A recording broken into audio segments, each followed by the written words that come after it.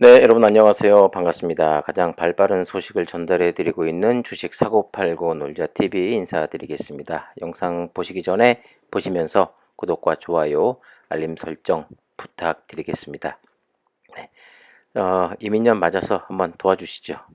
자, 오늘 우리 시장은 미국에서 다우와 나스닥 상당히 좋은 상승으로 마감이 됐습니다만은 그 상승이 우리나라까지는 이어져 오지는 못했던 것입니다.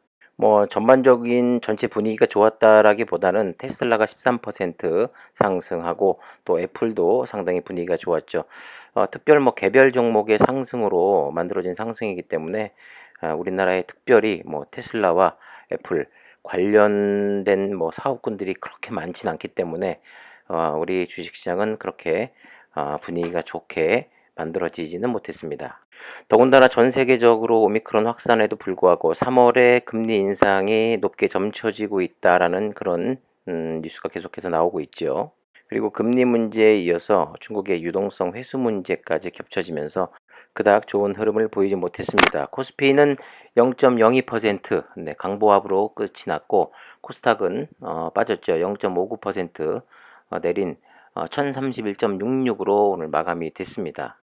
자, 시젠 같은 경우도 오늘 사실 계속해서 연말부터 연초까지 오늘까지 그닥 시젠 입장에서 보면 좋은 뉴스는 나오지 않고 안 좋은 소식들만 전해지고 있는 가운데 저는 사실 오늘 그 장중에서 이 시즌의 흐름을 보면서 그나마 조금 희망적인 모습을 좀 봤습니다.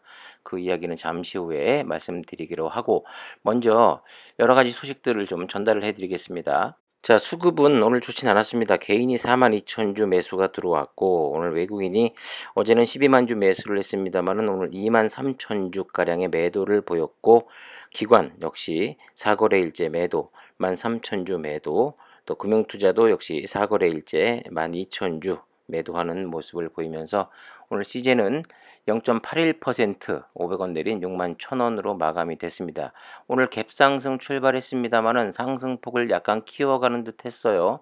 하지만 결과적으로 고가 62,700원까지는 찍었습니다만은 다시 하락 반전하면서 저가 68,000원까지 갔었고 결국 종가는 61,000원으로 마감이 됐습니다. 어제 잠깐 6만원을 이탈하는 모습을 보이기도 했었습니다만은 그래도 오늘 같은 날 안 좋은 이 장에서 6만원대를 잘 지켜주는 모습을 보였습니다. 미리 말씀을 드리면 그 희망적인 모습은 바로 여러 종목들 특히 2차 전지 관련주들 뜨거웠었죠. 그리고 최근 들어서는 메타버스, NFT 관련주들 어쨌든 간에 실적을 기반으로 이 높은 상승률을 보인 후에 무조건 계속해서 100%, 200%, 500%, 1000%, 5000%, 10,000% 계속 주구장창 우상향하는 기업은 없습니다. 테슬라도 마찬가지고 실적을 기반으로 해서 올라간 급등한 종목들은 분명히 가격 조정이라는 것을 보이거든요. 그리고 난 후에는 분명히 또 기간 조정을 보입니다. 제가 최근 들어 영상에서 계속 언급했던 이야기 중에 계속해서 하락으로 14개월간을 하락했다라는 말씀을 드렸었는데 눈치를 채신 분들도 분명히 있을 거예요. 그 말의 뜻은 가격 조정과 기간 조정을 계속 보이고 있다는 말이 내재되어 있습니다. 그런데 이 6만 원대가 저는 무너지면 이게 또 5만 원대까지 초반까지도 갈 수 있겠다 했는데 최근 들어서 그렇다 할 호재도 없고 분위기가 그닥 좋지 않음에도 불구하고 파동을 보면은 단기, 중기, 장기적인 파동적인 측면에서 이제 바닥을 딛고 이제 가격 조정과 기간 조정이 거의 마무리되어 가는 단계가 아닌가. 그렇다라고 보면 갑자기 급등하거나 그리고 정고점 13만 원대까지 바로 간다는 거 결코 아닙니다.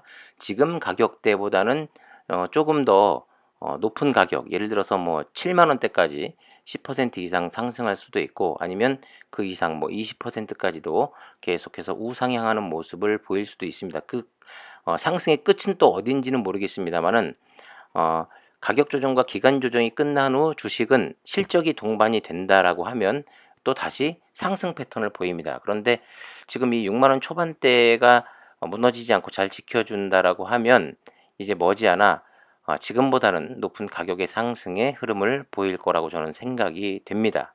제가 사실 이런 말씀을 잘 안 드리려고 하는 이유가 보면 어떤 분들은 제 이야기 듣고 이제 상승이구나 해서 갑자기 또 많은 돈을 투자해 가지고 이 시즌을 또 매수하실 분들이 있을 것 같은데 항상 마이너스 자기가 생각한 금액의 분할 매수로 접근하셔야 되고, 그리고 바로 뭐 내일부터 급상승한다는 게 결코 아니기 때문에 계속해서 이 파동에 대한 모습, 그리고 그거에 대한 공부는 꾸준히 하셔서 여러분들이 이때면 좀 들어갈 만한 가격대인 것 같다 해서 분할 매수로 조금씩 접근하시는 게 좋을 것 같다라는 말씀을 드리고 싶고, 항상 어디서나 누누이 나오는 이야기입니다만 절대로 무턱대고 사시면 안 되고 꾸준한 공부 충분히 하시고 나서 매수하셔야 된다는 말씀 다시 한번 드리고 싶습니다.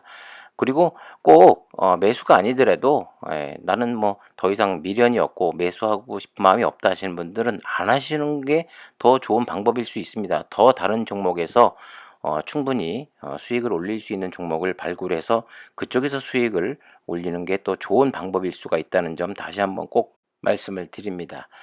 자, 뭐 조금 전에 뉴스가 하나 지나갔습니다만 새로운 또 변이가 발견됐다라는 그런 뉴스도 있었고, 그리고 그에 이어서 오늘 또 이 진단 키트 업체 M&A로 뭐 시장 확대 나선다라는 그런 뉴스인데 SD 바이오 센서에 대한 그런 뉴스입니다. 네.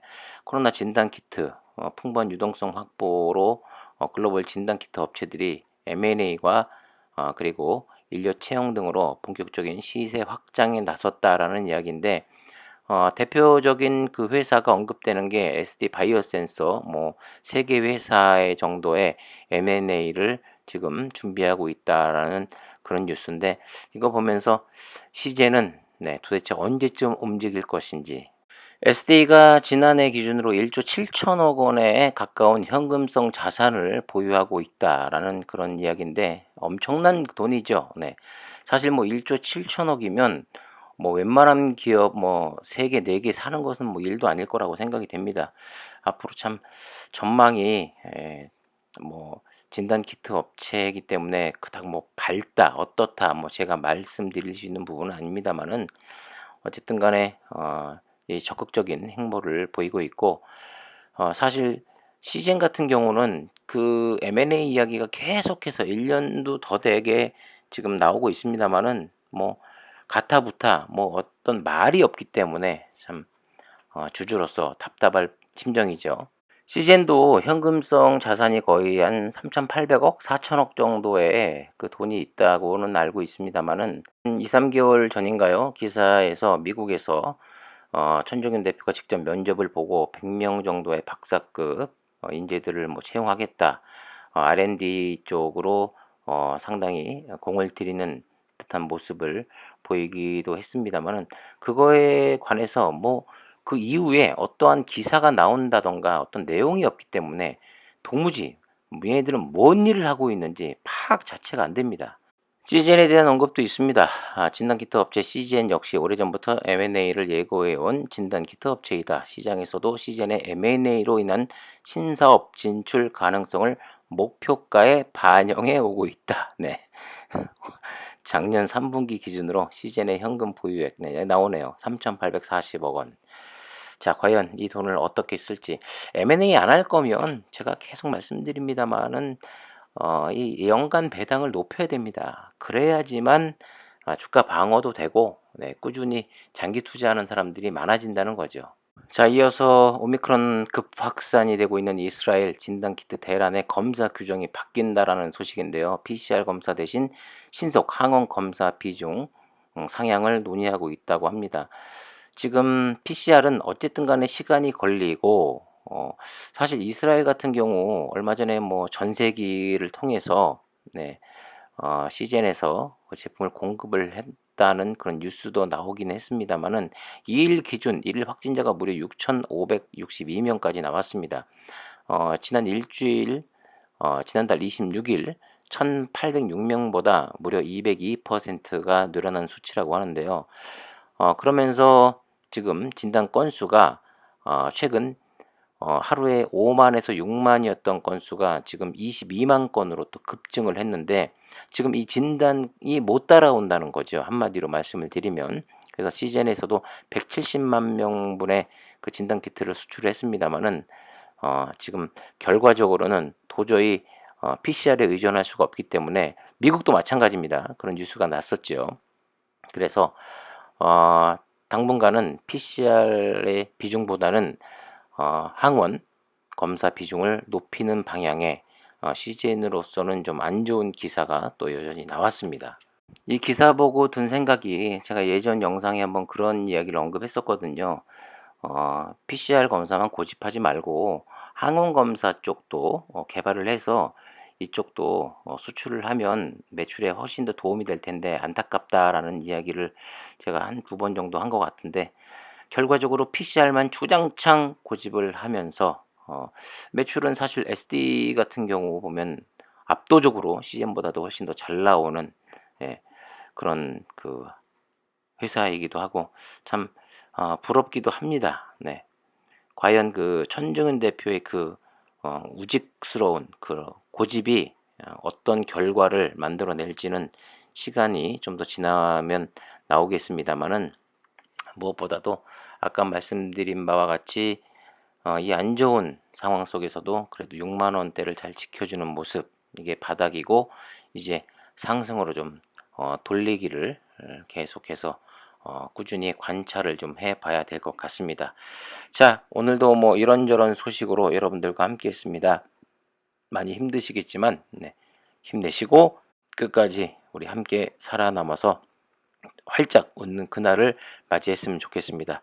구독과 좋아요 알림 설정 부탁드리겠고요. 오늘 주식 사고팔고 놀자TV는 여기서 인사드리겠습니다. 감사합니다.